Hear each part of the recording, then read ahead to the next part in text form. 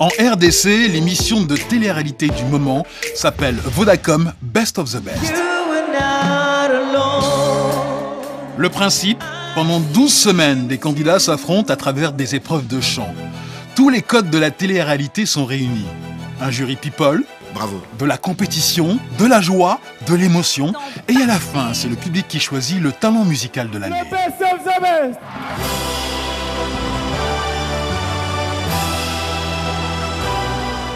Mais ce que vous voyez en fait est une gigantesque page de publicité. L'émission est produite par une agence de pub, Pigma, qui offre du temps d'antenne à un annonceur, Vodacom. Alain Yave est le PDG de Pigma. Ce virage stratégique, il l'a décidé en 2013.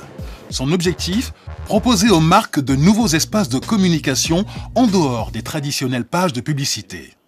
Et on se dit, mais tiens, il devrait y avoir moyen pour nos clients de communiquer différemment que par de la pub classique. Pourquoi pas communiquer dans la télé-réalité, le public se reconnaît, les consommateurs se reconnaissent.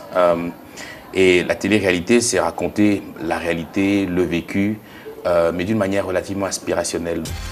Inspirationnel pour l'annonceur et très rentable pour l'agence de pub Pigma. Et quand le jeu est terminé, Pigma rentabilise encore son investissement en médiatisant le vainqueur de l'épreuve. Ce soir, Alain Yave est invité au Chacha, un des hauts lieux de la vie culturelle quinoise.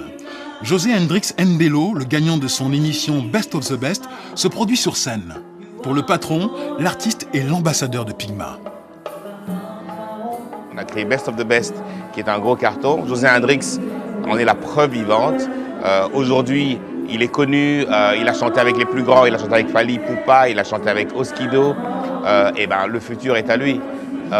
Et nous, donc, nous pensons qu'il y a une véritable opportunité de grandir en tant qu'entreprise, en tant que business dans ce créneau. Grâce à cette stratégie, Pigma est devenu leader en RDC. Pourtant, l'entreprise a juste un peu plus de 10 ans. En 2003, 5 amis venus d'horizons et de pays différents, un banquier, un juriste, un publicitaire, décident de partager leurs compétences. Ensemble, ils ont lancé la marque Pigma, une holding qui intervient dans l'immobilier, la finance, les mines, mais en RDC, c'est la communication qui a fait leur réputation. L'entreprise est devenue un géant de la com par nécessité. On avait besoin de faire de la prod, les fournisseurs de prod fournissaient du travail de mauvaise qualité, c'était lent, ils ne pouvaient pas garantir la qualité des campagnes qu'on avait promises aux clients. Ben, on a créé notre propre agence de prod. Une société de production, mais aussi de l'événementiel, des relations publiques, de la communication d'entreprise.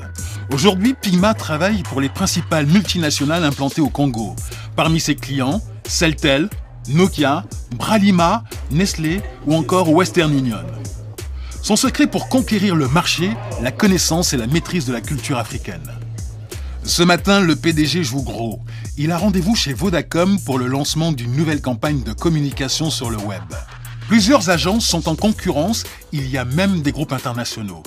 Mais l'agence congolaise part avec 2 longueurs d'avance sur les grosses agences internationales.